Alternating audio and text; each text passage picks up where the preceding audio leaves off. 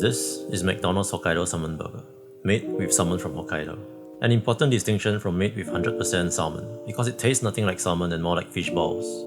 Nothing wrong with fish balls, but why buy a fishball burger for a whole $11 when you can buy fishball noodles for $3? Don't be duped by the waifu, or she will destroy your saifu. Let's break down the Macdonaldo burger. Sesame seed buns on the top, a simple mayonnaise slaw with cabbage and onions, a not 100% salmon patty, a pinch of store-bought creamy sesame dressing, and that's it. Here's what the patty looks like, which looks surprisingly like normal fish given how it actually tastes.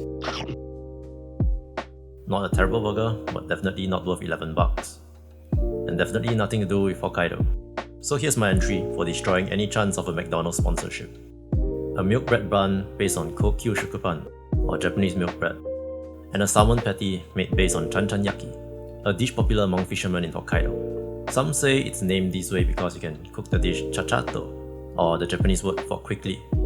But before we start, a disclaimer that this video is simply the first attempt, and you should just make chanchan-yaki instead of using this recipe. But I'm pretty sure I still put more effort into this than McDonald's, so that's that. To make the bread, I'll be using the tangzhong method, where flour and hot water are first combined together to make a paste before making the bread. It's said to produce a lighter and fluffier bread that also stays fresh longer. If you understand Chinese and Japanese, this is where you'll be going. Wait a minute, why are you making a Chinese bread and not a Japanese bread? And the truth is, I have no idea what exactly is the difference. Some Japanese bakeries make bread using the Yudane method. It's the same Chinese characters as the Chinese tangzhong. What happened here is that a cookbook author, Yvonne Chen, learned this Yudane method and introduced it to the Mandarin-speaking community with this book. This method later became popular in Asian baking recipes.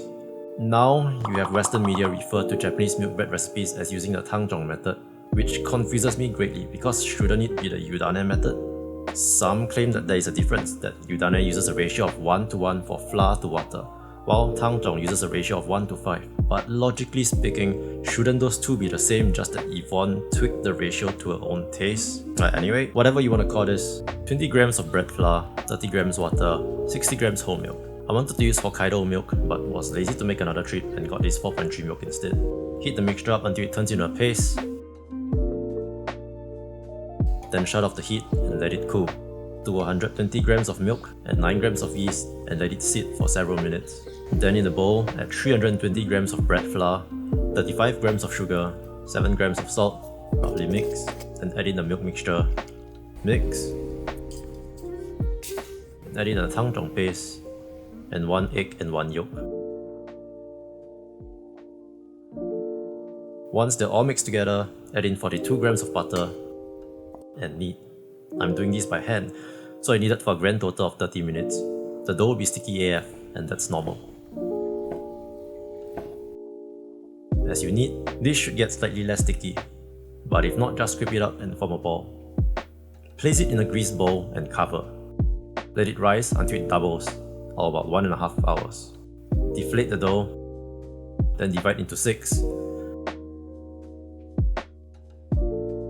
Knead the bottom inwards, then shape this roughly into a ball.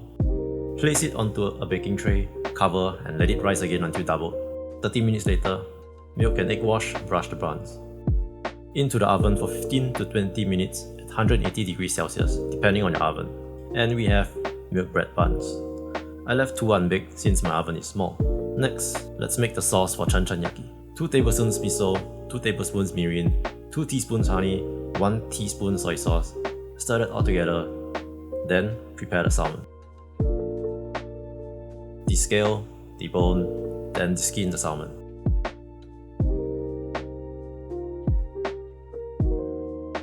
Cut the skin into portions, lightly oil it, and into the oven for 12 to 15 minutes at about 180 degrees Celsius. Then accidentally burnt it because I'm a terrible cook and videographer. If this wasn't burnt, this was supposed to go on top like this. Cook the salmon in some butter, then flip it. I don't want to cook this fully at this point. After 1 or 2 minutes, take out the salmon, put in 1 carrot, 3 cabbage leaves, 1 onion, and 100 grams of shimeji mushrooms, all shredded. For normal chanchan-yaki, just leave the salmon in there to cook with the vegetables. In with the sauce, reserving some for the salmon. Put on a cover and turn the heat to low. Water from the vegetables will seep out. This is what it looks like about 5 to 10 minutes later. Just give it a stir and this is ready. Meanwhile, flake the salmon. This isn't entirely cooked through. Put some of the sauce in and cornstarch. At this point I was quite nervous since this was too greasy and it seemed like the patty might not hold. But I decided to try it anyway. Go with your standard flour, egg, and breadcrumb batter.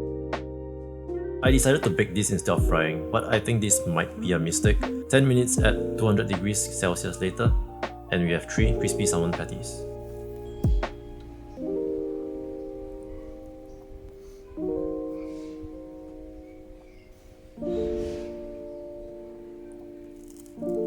Fork test for crispiness.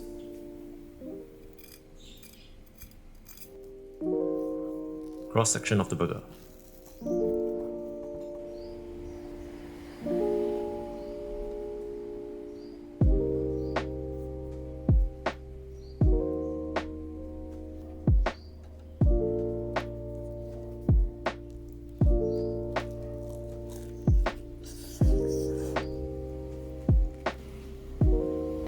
It's a little bit dry. It's probably better to only use one patty, add more vegetables, and with more sauce, or just make normal chanchan-yaki.